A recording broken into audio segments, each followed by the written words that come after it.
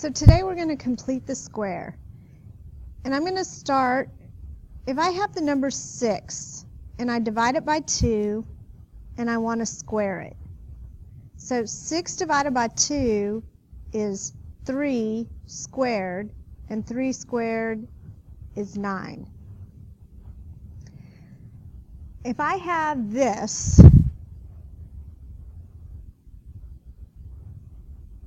this is the same as x plus 3 times x plus 3. And when I multiply this, I take x times x, which is x squared. X times the 3 gives me 3x. 3 times the x gives me 3x. And 3 times 3 gives me 9. So when I combine these, I get x squared plus 6x plus 9. And this are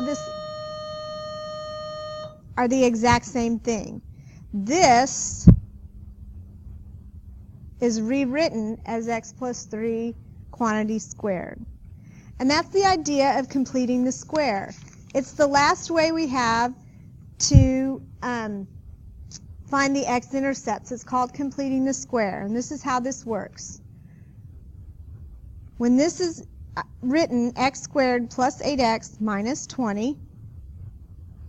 So the first thing I want is I want my b. And if you remember, it's ax squared plus bx plus c. So b is what's in front of the x. So my b is 8. So the next thing I need is b over 2. So what is b divided by 2? 4. And my last step is I want to take b divided by 2 squared. So that's going to be 4 squared, which gives me 16. So what I'm trying to do is I'm trying to rewrite this into like this, where I can write it as a square. So the first thing I'm going to do, after I do my b's, I'm going to add the 20 to the other side, which I did. I just moved this to this side and got 20. So now my b is 8, my b over 2 is 4, and my b over 2 squared is 16. I'm going to take this number, the 16, and I'm going to put it here, and what I do to one side, I have to do to the other. So when I do that, I get x squared plus 8x plus 16 equals 36. Now, I want to rewrite this as the perfect square like I did here. And if you notice, to rewrite this to this, if I take b divided by 2, it's 3. So the same is going to work right here. If my b is 8, my b divided by 2 is 4. So I just rewrote this as a perfect square, and it equals 36. Now to solve this, we already did this on the homework. So I have x plus 4 squared equals 36. So to get rid of the squared, I have to take the square root. So I get x plus 4 equals plus or minus 6. And I'm going to subtract the 4, and I'm going to put it in front. So I get two x-intercepts. I get negative 4 plus 6, which is 2, and negative 4 minus 6, which is negative 10.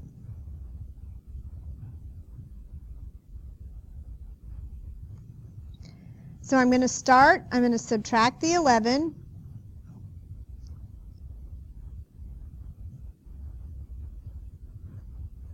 And now I'm going to write down my b. My b is negative 12. My b over 2 is negative 6, because negative 12 divided by 2 is negative 6. My b over 2 squared would be negative 6 squared, which equals a positive 36. So this is the number I'm going to add here and here. So I get x squared minus 12x plus 36 equals 25. Now I want to rewrite this as a perfect square, and that means I'm going to take the b divided by 2 to do that.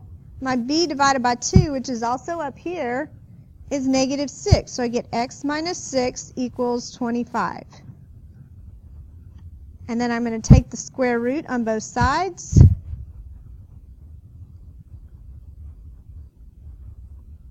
I'm going to add the 6.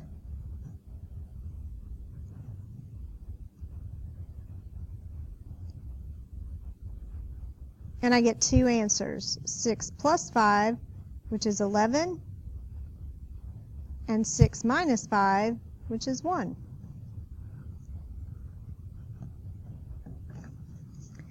So number 3.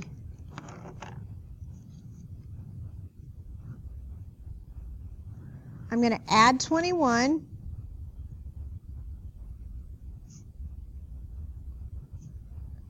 I'm going to write down b is 20, b over 2 is 10, and b over 2 squared is 100.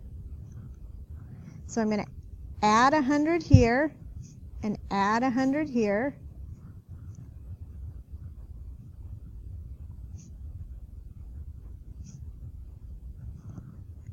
Now I need to rewrite this as a perfect square, which means I'm going to use b over 2. So this was my b over 2 squared, and this I use b over 2. So I'm going to write x plus 10 squared equals 121. And now I can take the square root.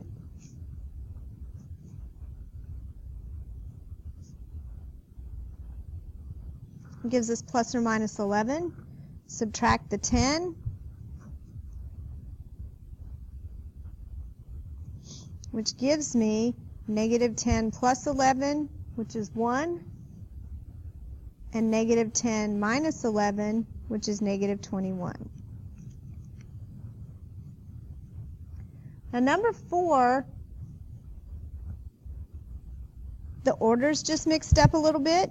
So this 16x needs to be on this side. It has to be set equal to 0. So you get x squared minus 16x plus 16 equals 0. I'm going to subtract the 16.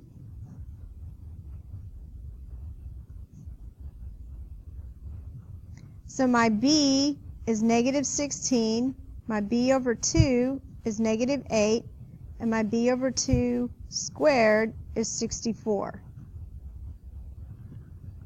So I'm going to add the 64 to both sides.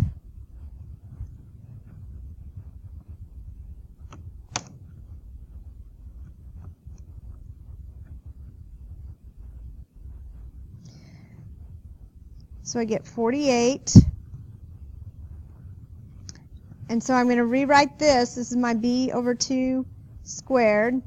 So this is b over 2. So I get x minus 8.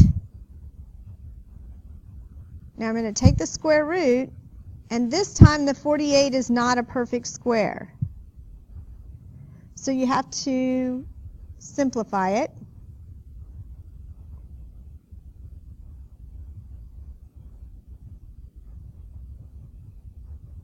So I have two pairs of 2 that can go on outside the radical. So I get plus or minus 2 times 2, which is 4, and the 3 has to stay under the radical.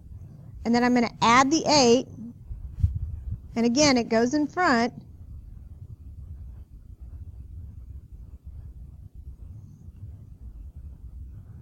So this is your answer. The last two say factor and solve. So this is just our t-chart.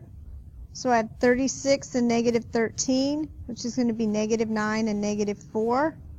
So I get x minus 9 times x minus 4. And if I set each of these equal to 0, I get x is 9 and x is 4. And this one, number 2, I have a greatest common factor. So I'm going to divide by 2x.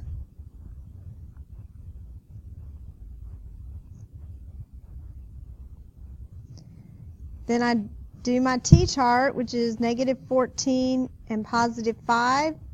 That gives me 7 and negative 2. So I have 2x times x plus 7, x minus 2. You have to set each one of these equal to 0. And if I do that,